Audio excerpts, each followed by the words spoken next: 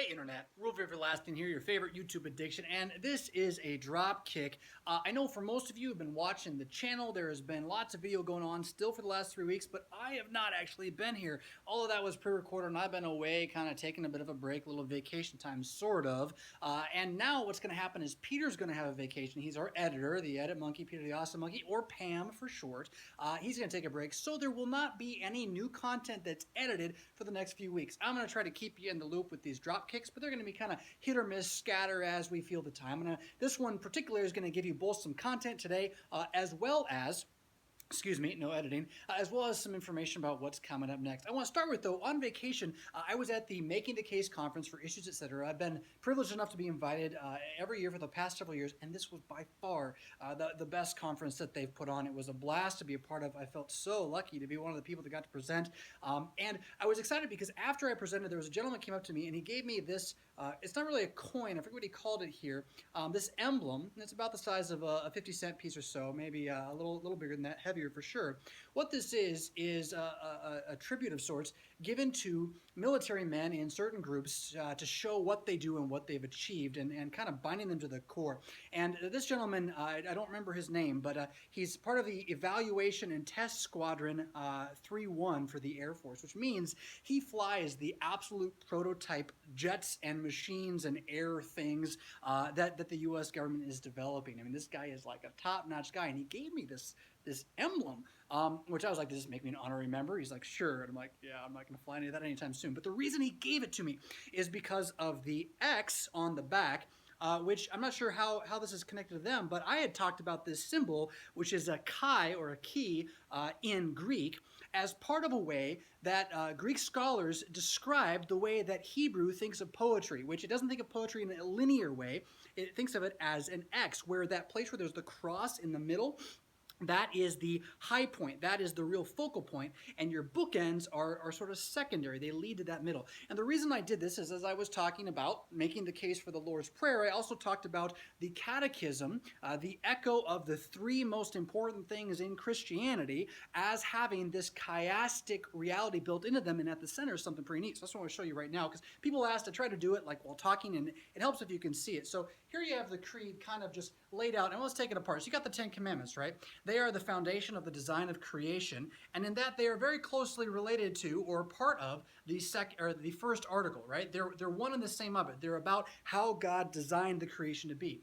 And then you have the second article, we'll come back to that, and then the third article, Holy Spirit, Church, what God's doing in the world now, is similarly connected to the Lord's Prayer, and that there is a symbiotic relationship between what the church confesses we believe in the third article that the Spirit's doing, and the prayer that is the result of that coming forth from our lives and our hearts and our mouths. And then at the center, right, at the center of the X, you have that second article, which is all about who Jesus is and what he's done, the most important thing. And even better than that, at the center of the second article, what do you have?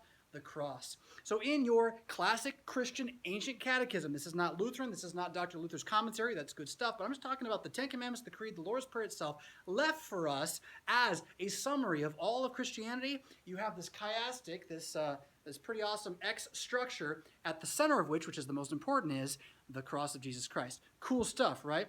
All right, so I promised some other news here at the end.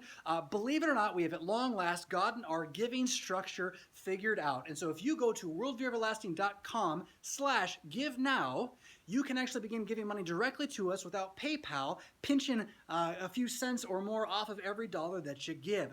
It is our goal within the next few months to have all of you who have got renewing accounts on PayPal learn about this and then transfer your giving. This will not only cut out PayPal as a middleman, but it means that as a 501c3, we no longer need a congregation to keep track of our dollars as a nonprofit entity. We're a nonprofit entity ourselves. So if you have a PayPal recurring account, I'll put a link to this video. It might not be there right away, but it'll get there eventually, of how to unsubscribe from our PayPal account. You definitely want to do that, and then go to worldvieweverlasting.com/give now.